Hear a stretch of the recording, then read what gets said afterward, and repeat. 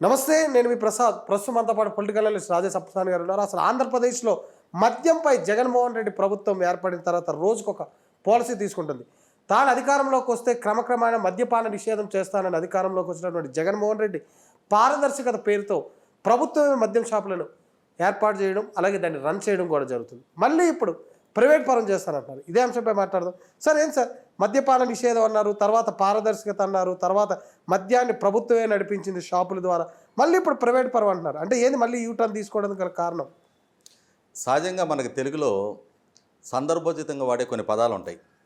కుప్పిగంతులు, కప్పదాట్లు, ఇట్లాంటి పదాలు అన్నీ కూడా జగన్మోహన్ రెడ్డి గారి మద్యం పాలసీకి వర్తిస్తాయి. అంటే ఎన్ని రకాల పదాలు తెలుగులో ఉన్నాయో అన్నీ ఈ 3 సంవత్సరాల మద్యం పాలసీలో మనకు అన్నీ వర్తిస్తాయి అన్నమాట.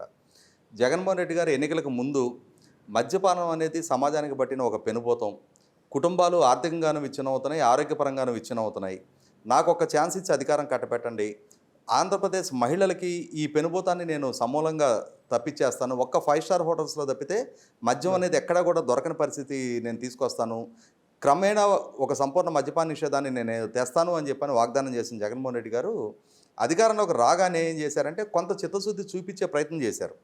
ఏం చేశారు? ఆ మొదట్లో అప్పుడు 2019లోనే వైన్ షాపులకు సంబంధించిన లైసెన్స్ పీరియడ్ ఎక్స్పైర్ అయిపోయింది.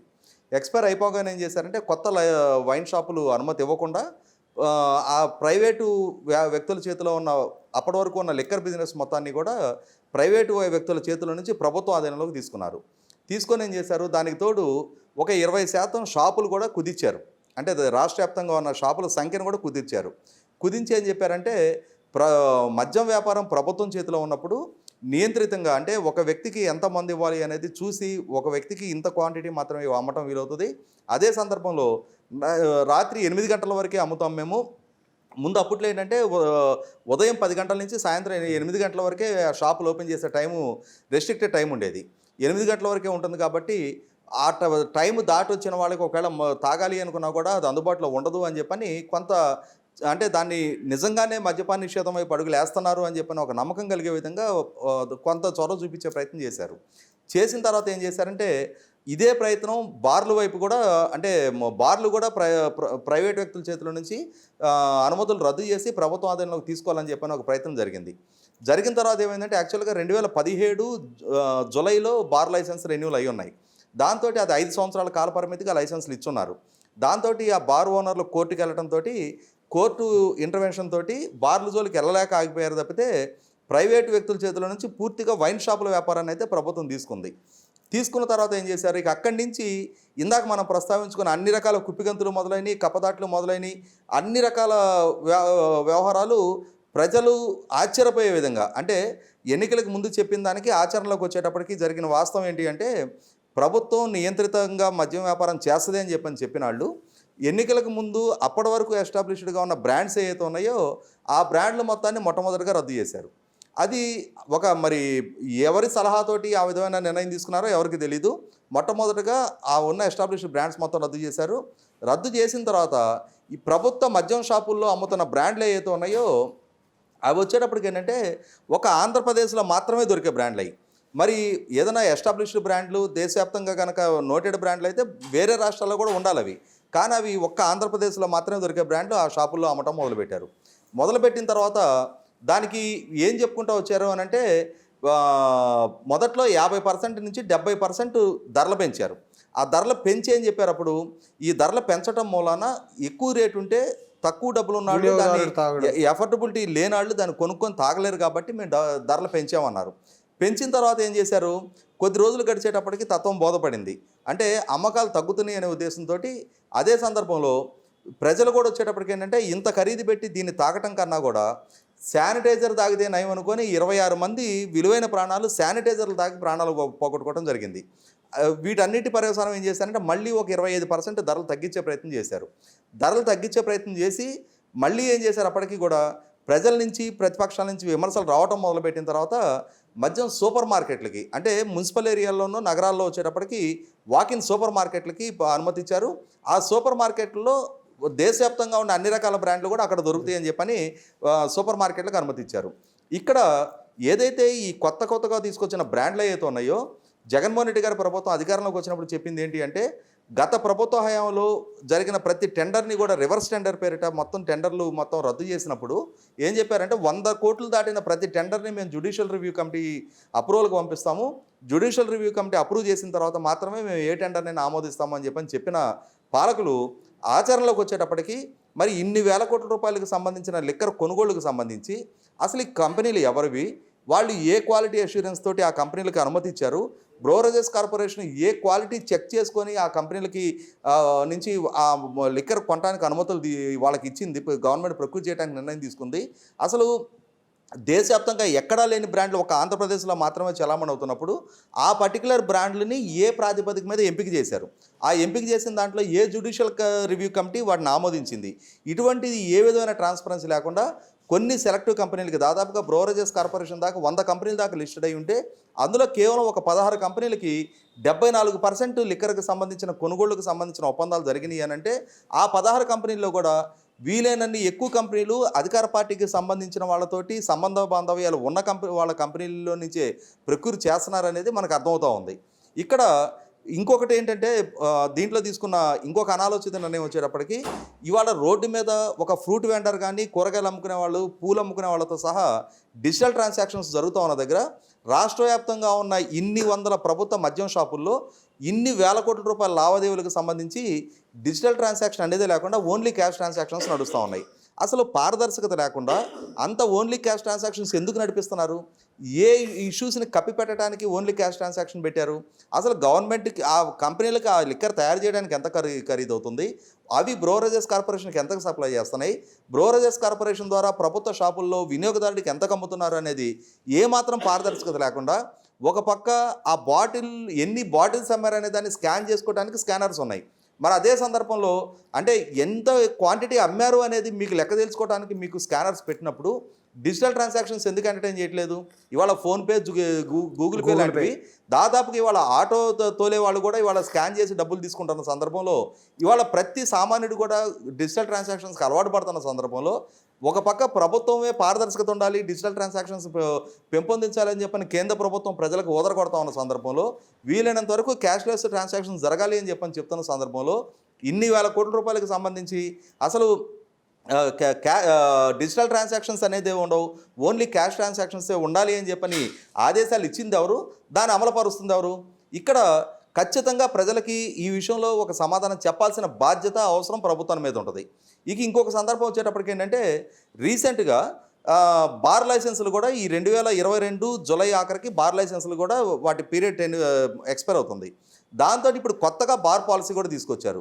వాస్తవంగా ఎన్నికలకు ముందు నేను సంపూర్ణ మద్యపాన నిషేధం చేస్తానని చెప్పిన జగన్మోహన్ రెడ్డి గారు క్రమప్రబద్ధంగా చేస్తానని చెప్పిన ఆయన నిజంగానే మీకు గనక చిత్తశుద్ధి ఉండున్నట్టయితే నిజంగానే మీరు ప్రజలకు కనుక మీరు చేసిన వాగ్దానాన్ని నెరవేర్చుకోవాలనే ఆశయం ఆలోచన మీకు ఉండున్నట్టయితే ఇప్పుడు బార్ లైసెన్స్లు మీరు మళ్ళీ రెన్యూవల్ చేయాల్సిన అవసరం లేదు.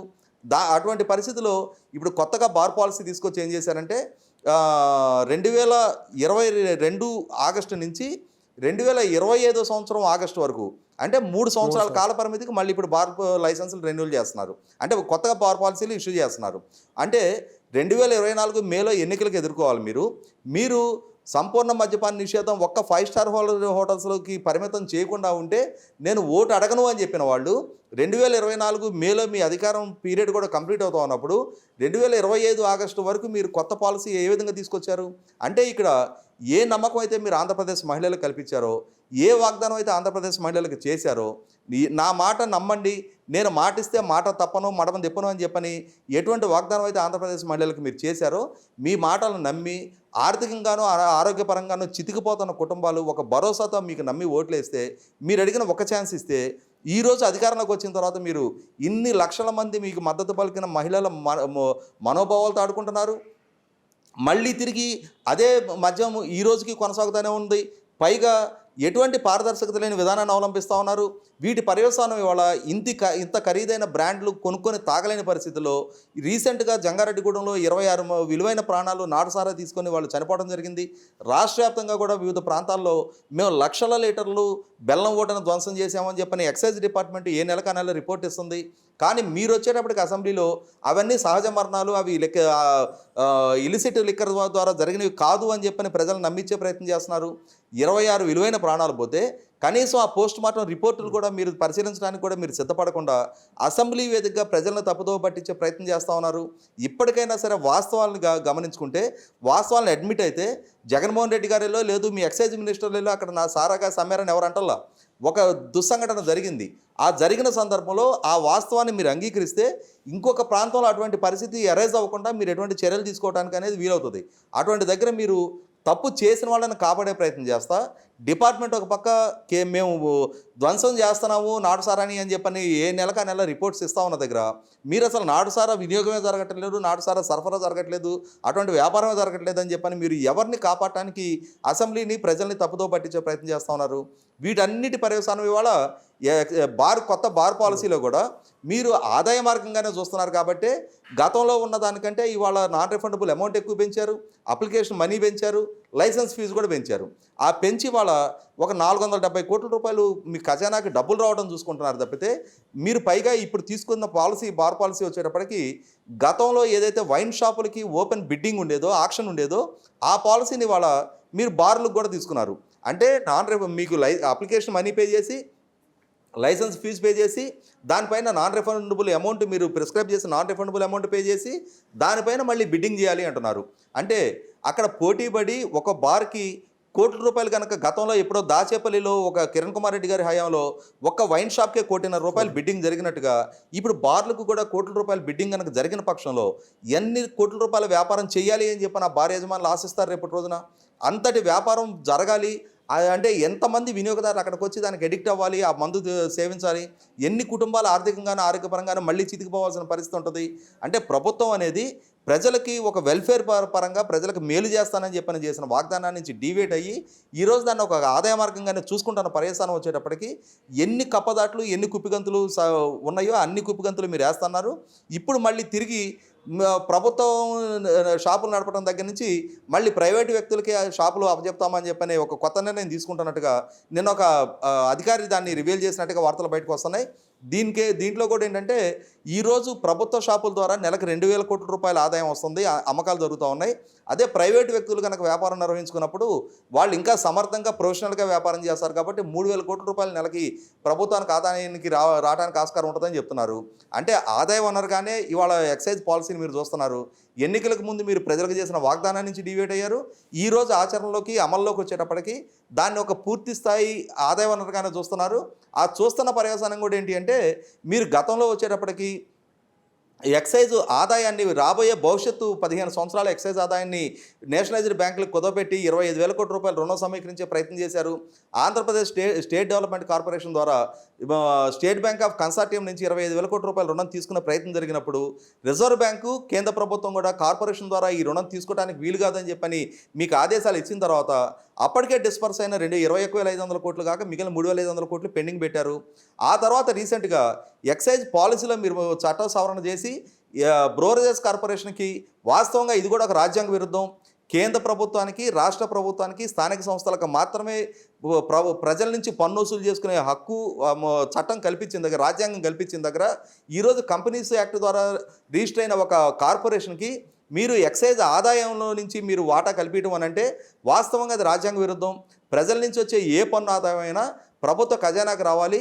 ఆ ప్రభుత్వ ఖజానాకు వచ్చిన దాన్ని అసెంబ్లీ ద్వారా బడ్జెట్ అప్రూవ్ జరిగిన తర్వాత మాత్రమే, అసెంబ్లీ ఆమోదం పొందిన తర్వాత మాత్రమే ప్రభుత్వం కార్పొరేషన్కి బదలాయించాల్సిన దగ్గర కేవలం కంపెనీస్ నుంచి లిక్కర్ ప్రొక్యూర్ చేసి ప్రభుత్వ షాపులకి సరఫరా చేసే సర్వీస్ ప్రొవైడర్గా ఉన్న బ్రోరేజెస్ కార్పొరేషన్కి కమిషన్ మాత్రమే చెల్లించాల్సిన దగ్గర వాళ్ళ అడిషనల్ మార్జిన్ పేరిట మీరు ఎక్సైజ్ ఆదాయంలో నుంచి వాటా కల్పిస్తున్నారు అని అంటే అది పూర్తిస్థాయి రాజ్యాంగ విరుద్ధం.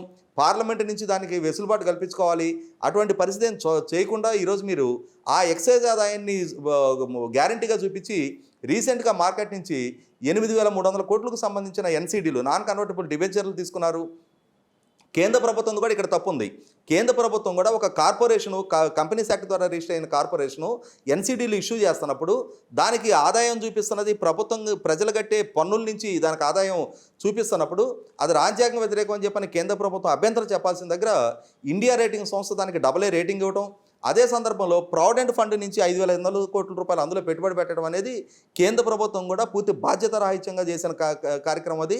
దీని ఇంపాక్ట్ గతంలో తీసుకున్న 21,500 కోట్ల రుణం మళ్ళీ ఇప్పుడు 8,300 కోట్ల రూపాయలు ప్రజల నుంచి ఆర్థిక సంస్థల నుంచి ఎన్సీడీల ద్వారా నాన్ కన్వర్టబుల్ డిబెంచర్ల ద్వారా కలెక్ట్ చేశారు. ఇవి కాక మళ్ళీ ఇప్పుడు అదే బ్రోవరేజెస్ కార్పొరేషన్ ఆదాయాన్ని తాకట్టు పెట్టి ఇంకొక 25,000 కోట్ల రూపాయలు రుణం తీసుకోవడానికి ప్రయత్నాలు జరుగుతున్నట్టుగా తెలుస్తుంది.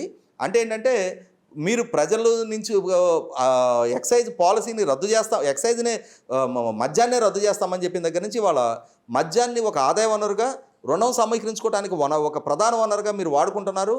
ఈరోజు మీరు మీ అసమర్థత మూలాన రెవెన్యూస్ తగ్గిపోయిన తర్వాత మీరు రుణాల ద్వారా రాష్ట్ర ప్రభుత్వాన్ని నడిపించుకోవాలనే ప్రయత్నానికి ఇవాళ ఎక్సైజ్ ఆదాయాన్ని సాకుగా గ్యారంటీగా చూపించి మీరు తీసుకొస్తున్న రుణాలకు కూడా అంత లేకుండా పోతుంది. కాబట్టి ఎన్నికలకు ముందు మీరు ఏదైతే 2024 ఎన్నికల నాటికి మద్యాన్ని పూర్తిగా నిషేధిస్తానని చెప్పిన దగ్గర నుంచి వాళ్ళ 15 సంవత్సరాల పాటు మద్యం ఆదాయాన్ని తాకట్టు పెట్టి ఈ రకంగా రుణాలు సమీకరిస్తూ ఉన్నారు.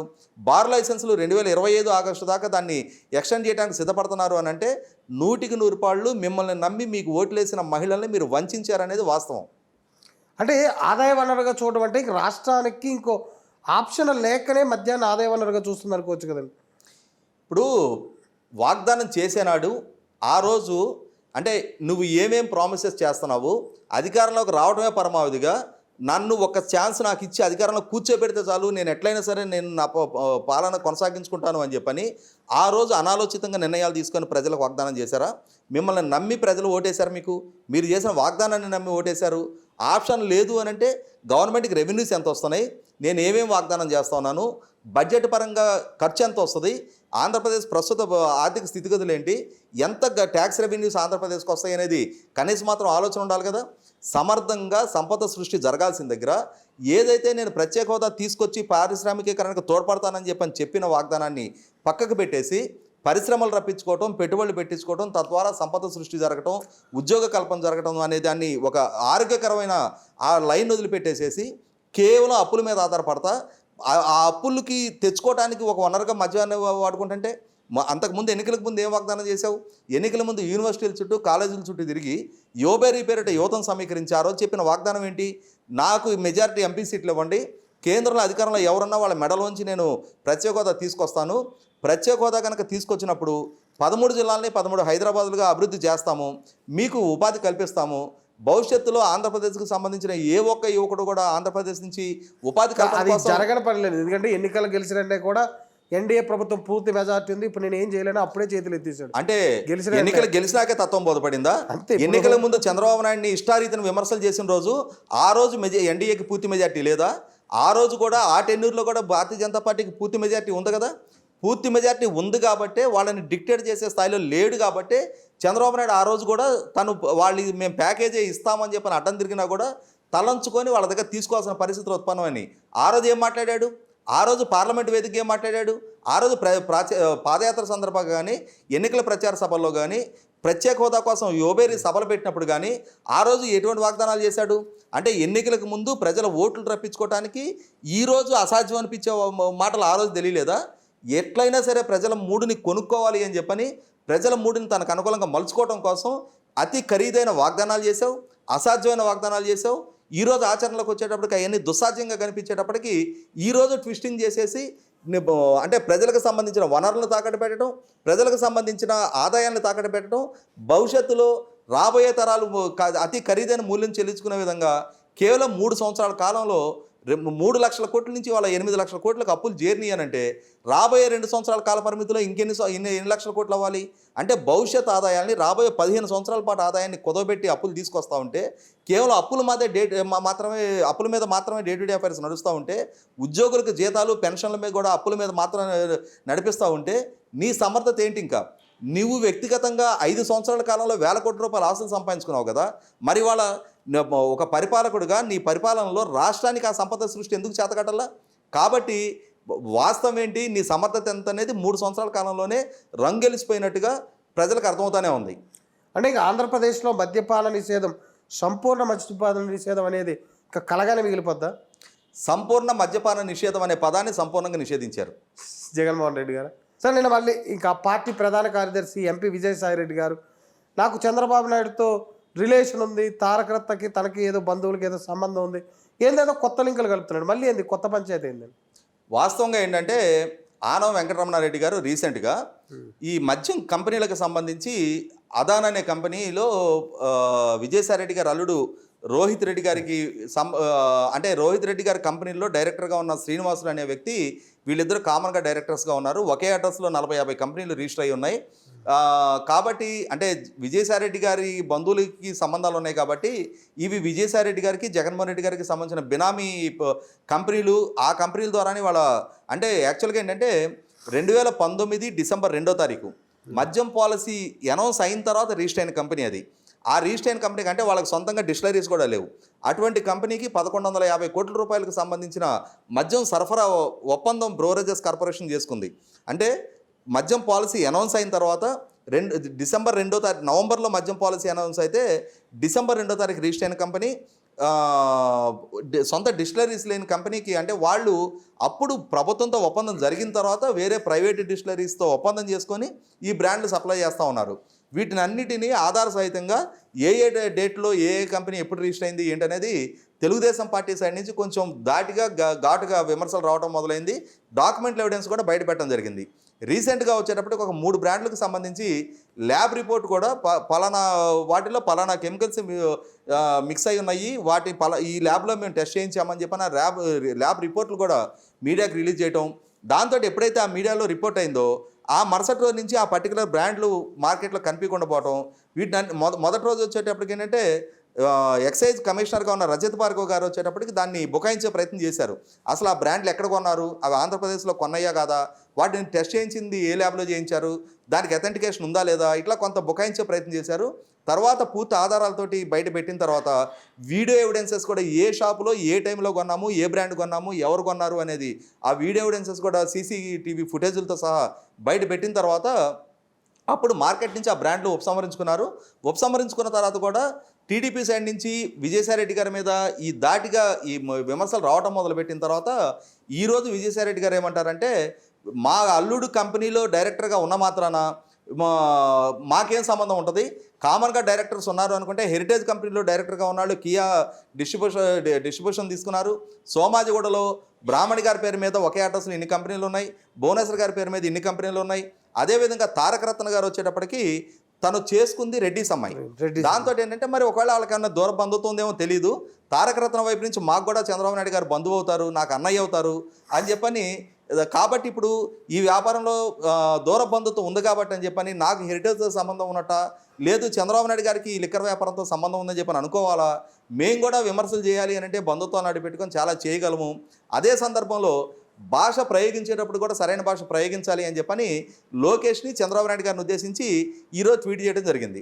వాస్తవంగా గత 3 సంవత్సరాలుగా విజయసాయి రెడ్డి గారు ట్విట్టర్లో వాడే భాష, ఆయన చూపించే మెచ్యూరిటీ, ఆయన అంటే ఎటువంటి పదజాలం వాడుతూ ఉన్నారు, ఎవరిని ఏ భాషతో సంబోధిస్తూ ఉన్నారు, అంటే చంద్రబాబు నాయుడు గారిని ఏ భాషతో సంబోధిస్తూ ఉన్నారు, లోకేష్ని ఏ భాషతో సంబోధిస్తూ ఉన్నారు, ఇంకొంచెం అడుగు ముందుకేసి తెలుగుదేశం పార్టీకి సంబంధించిన వివిధ నాయకుల్ని ఏ భాషను సంబోధిస్తున్నారనేది చూసినప్పుడు ఈరోజు ఆయన వచ్చేయి అంటే మనకి సామెత ఉంది, శకునం చెప్పే బల్లి కుడిదలో పడింది అని చెప్పని.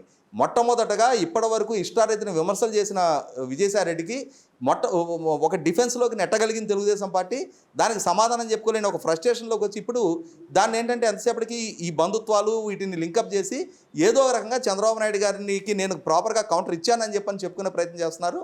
ఖచ్చితంగా ఎక్సైజ్ పాలసీలో ఉన్న ఈ డొల్లతనం మూలన అంటే పాలసీ అనౌన్స్ అయిన తర్వాత రిజిస్టర్ అయిన కంపెనీకి 1150 కోట్ల రూపాయలకు సంబంధించి లావాదేవీలు ప్రభుత్వం ఏ విధంగా జరిపింది అనేది 100% ఒక పారదర్శకంగా చెప్పి తెరాలి. ఎవరి ఇన్ఫ్లుయెన్స్ తోటి ఎవరికి మేలు చేయడం కోసం ఇటువంటి ఒప్పందం జరిగింది. అంత 1000 కోట్ల రూపాయలు ఖరీదైన కొనుగోళ్లు కొత్తగా రిజిస్టర్ అయిన కంపెనీకి, సొంత డిస్టిలరీస్ లేని కంపెనీకి ఏ విధంగా ఏ ప్రతిపాదిక మీద ఇచ్చారనేది ప్రభుత్వం చెప్పి తెరాలి. దానికి సమాధానం చెప్పకుండా దీనికి ఈ విధంగా ఇష్యూ డైవర్ట్ చేయడానికి చాలా స్ట్రాటజికల్గా అంటే ఇష్యూను డైవర్ట్ చేయడంలో మొదటి నుంచి పూర్తి ఎక్స్పీరియన్స్ అండ్ ఎక్స్పర్టైజ్ ఉన్న వైసీపీ పార్టీ, అంతటి ఎక్స్పర్టైజ్ ఉన్న విజయసాయి రెడ్డి గారు స్ట్రాటజికల్గానే ఈ ప్రయత్నం చేస్తున్నారనేది అర్థమవుతుంది. అంటే తన మీద పడుతున్నటువంటి కుమారుడిపై పడుతున్నటువంటి బురదను కడుక్కోవడానికి సహజంగా ఉండొచ్చు. ఎందుకంటే తారకరత్న భార్య రెడ్డి సామాజిక వర్గానికి చెందిన అమ్మాయి పెద్ద వ్యాపారస్తుడు కూతురు, అది అందరికీ తెలిసినటువంటి విషయమే. సో ఆ బంధుత్వాన్ని అడ్డు పెట్టుకొని ఇదంతా బురద కడిగే ప్రయత్నం చేస్తున్నారు అనుకోవచ్చా? సహజంగానే కదా. ఇప్పుడు ఒకప్పుడుతో పోల్చి చూసుకున్నప్పుడు ఇవాళ కులాంతర వివాహాలు జరుగుతూ ఉన్నాయి. చాలా కుటుంబాల్లో కులాంతర వివాహాలు జరుగుతూ ఉన్నాయి. ఎవరెవరికైనా సరే బంధుత్వాలు ఉండుండొచ్చు. ఆ బంధుత్వాలు ఉన్నాయి కాబట్టి అని చెప్పని పోనీ ఆ తారకరత్న ఏమన్నా మీ డిఫెన్స్కి వచ్చి మీ తరఫున మాట్లాడతాడా? మీరు చెప్తున్న తారకరత్న భార్య మీ బంధువు అని చెప్తున్నారు. అంటే ఆ తారకరత్న భార్య మీ సామాజిక వర్గానికి సంబంధించిన అమ్మాయి కాబట్టి అటువైపు నుంచి మీకు బంధుత్వం ఉంది అని చెప్పని అంటున్నారు. ఒకవేళ ఆ బంధుత్వం ఉంది కాబట్టి అని చెప్పని పోనీ మీరేదన్నా చంద్రబాబు నాయుడు గారితో ఇప్పటిదాకా గౌరవపూర్వకంగా వ్యవహరించారా? మీరు ప్రస్తావిస్తున్న బంధుత్వం సాకుగానే సరే మాట్లాడుకుందాం. ఇన్ని రోజులుగా చంద్రబాబు నాయుడు గారి పట్ల, లోకేష్ పట్ల మీరు ఎటువంటి భాష వాడారు? అంటే మీరు ఆ భాష వాడటానికి ఆ బంధుత్వం మీకు ఉపయోగపడలేదు, కానీ ఆ బంధుత్వం గుర్తు రాలేదు. కానీ ఈరోజు మిమ్మల్ని మీరు డిఫెన్స్లో పడ్డారు కాబట్టి మిమ్మల్ని మీరు ప్రొటెక్ట్ చేసుకోవడానికి ఈ బంధుత్వాలు సాకుగా తీసుకొచ్చి బయటకు పెడుతున్నారనేది వాస్తవం. సార్ నిన్న అసలు విచిత్రంగా నిన్న విశాఖపట్నంలో ఏదైతే ఆటో డ్రైవర్లకి ఒకే బటన్ నొక్కి ఎప్పుడు డబ్బులు పంచేటువంటి జగన్మోహన్ రెడ్డి గారు నన్నే నమ్మండి అంటున్నారు. ఎందుకంటే 3 సంవత్సరాల తర్వాత, ఇప్పుడు 3 సంవత్సరాల క్రితం కూడా ఆయన నమ్మే ఓటేశారు కదా, మళ్ళీ నన్నే నమ్మండి అని ఎందుకు అడుగుతున్నారు? అంటే ఆయనకి అంటే కన్వీనియంట్గా 2019 ఎన్నికలకు ముందు ఆయన ఏం చెప్పుకుంటూ వచ్చేవాళ్ళంటే, మా మాటే శాసనం, మేము మాటిస్తే మడమ తప్పం, మాకు విశ్వసనీయత ఉంది, మేము ప్రజలకు ఈ మైక్ పట్టుకొని ఒక వాగ్దానం చేశాము అంటే ఆ వాగ్దానం నెరవేర్చుకుంటాం, ప్రజలు కూడా ఈ మైక్ పట్టుకొని వాగ్దానం చేసిన నాయకుడు రేపు ఆ వాగ్దానాన్ని నెరవేర్చుకోకపోతే కాలరు పుచ్చుకొని అడిగే విధంగా ఉండాలి అని చెప్పని చాలా గొప్ప గొప్ప ఉపన్యాసాలు ఇచ్చేవాడు. ప్రజలు కూడా ఏంటంటే ఇంతటి విశ్వసనీయత కలిగిన నాయకుడు ఇంకెవరో లేరు అనే ఒక నమ్మకంతో ఆయనకు ఓట్లేశారు. ఎన్నికలకు ముందు ఆయన చాలా వాగ్దానాలు చేశారు. అదే సందర్భంగా ఆనాటి అధికార పార్టీ మీద చాలా ఆరోపణలు కూడా చేశారు. అధికారంలోకి వచ్చిన తర్వాత ఖచ్చితంగా ఈరోజు వచ్చేటప్పటికి ఏంటంటే అయ్యే ఉపన్యాసాలు ఇస్తానంటే ఈరోజు నడవదు. పాలకుడిగా ఉన్నప్పుడు మీ పనితీరు ఆధారంగా ప్రజలు అంచనా వేసుకుంటారు. ఎన్నికల ముందు ఏం వాగ్దానం చేశావు, ఆచరణలో ఏం అమలుపరుస్తున్నావు అనేది ప్రజలు అంచనా వేసుకుంటారు. ఆ రోజు ఏం ఆరోపణలు చేశావు, వాటిలో ఎంత మాత్రం నిగ్గుదేల్చగలిగావు అనేది ప్రజలు ఆలోచించుకుంటారు. ఈరోజు ఏమంటున్నావు నన్నే నమ్మండి అని చెప్పని అడుగుతున్నావు. అదే సందర్భంలో చంద్రబాబు నాయుడు, రామోజీరావు, రాధాకృష్ణ, బిఆర్ నాయుడు వీళ్ళ నలుగురు ఒక దుష్టచతుష్టయం, వాళ్ళని నమ్మొద్దు అని చెప్తున్నావు. నిజమే, వాళ్ళని నమ్మొద్దు, నిన్నే నమ్మారు కదా. ఆ రోజు ఎన్నికల ముందు కూడా మరి వాళ్ళు చంద్రబాబు నాయుడు గారికి అనుకూలంగానే మాట్లాడారు కదా. ఆ రోజు అనుకూలంగా మాట్లాడితే ప్రజలు విశ్వసించలేదు కదా, మిమ్మల్నే విశ్వసించారు కదా. కానీ ఈరోజు మీకు ఎందుకంత ఇన్సెక్యూరిటీ వచ్చింది? ఈరోజు వాళ్ళ ముగ్గురు మాట్లాడుతున్నది చంద్రబాబు నాయుడు గారికి అనుకూలంగా ప్రజలు నమ్ముతున్నారనే భావన మీకు ఇప్పుడు ఎందుకు వచ్చింది? అంటే మీ మీద నమ్మకం ఎందుకు సడలింది?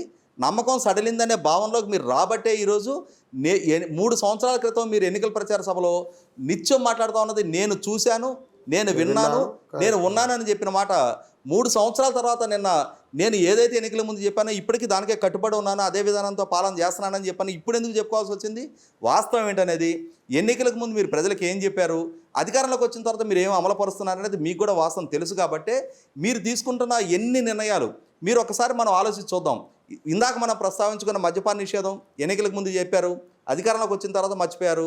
2,32,000 ప్రభుత్వ ఉద్యోగాలు ఖాళీగా ఉన్నాయి. నేను అధికారంలోకి రాగానే జాబ్ క్యాలెండర్ రిలీజ్ చేసి మొత్తం ఉద్యోగాలు భర్తీ చేస్తానన్నారు.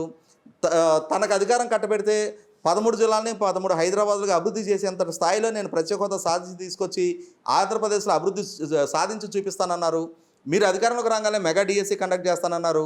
ఇట్లా ఎన్ని వాగ్దానాలు మీరు ప్రజలకు చేశారు, అధికారంలోకి వచ్చేటప్పటికి ఎంతవరకు అమలుపరిచారు? మీరు ఆయన పూర్తిగా సహకరించిన ఉద్యోగస్తులకి ఏం చేయలేదు కదండి. అదే అంటున్నా.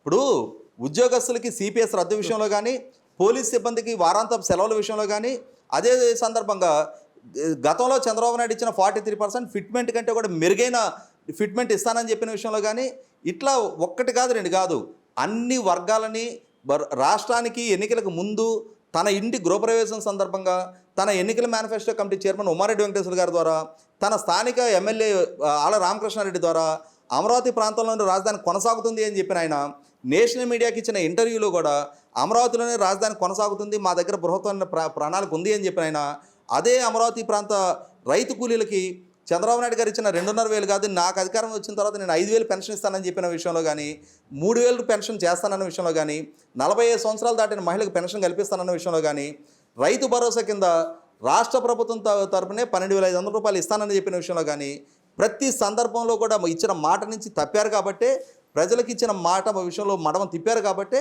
ప్రజలు ఈయన నమ్మట్లేదు అనేది ఆయనకు అర్థమైంది కాబట్టి ఆ రోజు ఎన్నికలకు ముందు ఆర్టీసీ ఛార్జీలు పెరిగినాయి అని చెప్పని బాదుడని దీర్ఘం తీసిన ఆయన 2 నెలల కాలంలోనే 3 సార్లు ఆర్టీసీ ఛార్జీలు పెంచిన తీరు, ఆనాడు 5 సంవత్సరాల కాలంలో ఒక్కసారి కూడా కరెంటు బిల్లు పెరగకపోయినా బాదుడని దీర్ఘాలు తీసిన ఆయన ఈ 3 సంవత్సరాల కాలంలోనే 7 సార్లు ఇప్పటికీ ట్రూఅప్ ఛార్జీల పేరిట, స్లాబుల కుదింపు పేరిట, టారిఫ్ ఆర్డర్ మార్చడం పేరిట ప్రజల మీద వేల కోట్ల రూపాయల భారం వేసిన తీరు ఇవన్నీ ప్రజలకు గమనిస్తున్నారు కాబట్టి పెరిగిన నిత్యావసరాల ధరలు, తగ్గిపోయిన కొనుగోలు శక్తి, పడిపోతున్న జీవన ప్రమాణాలు, రీసెంట్గా రిలీజ్ అయిన జాతీయ ఆహార భద్రత ర్యాంకింగ్లో 20 రాష్ట్రాల్లో 17 ర్యాంకుకు పడిపోవటం, ఈ పరిపాలన విషయంలో మొదటి స్థానం నుంచి 8వ స్థానానికి పడిపోవటం, పెరిగిపోతున్న అవినీతి, కొరవడుతున్న శాంతి భద్రతలు, మహిళల మీద జరుగుతున్న అరాచకాలు, అక్రమంగా కొనసాగుతున్న గంజాయి సరఫరా, వీటన్నిటి విషయంలో అదే సందర్భంలో స్థానికంగా ఉండే నాయకులు వాడు సాగించే ఆక్రమణలు, అవినీతి,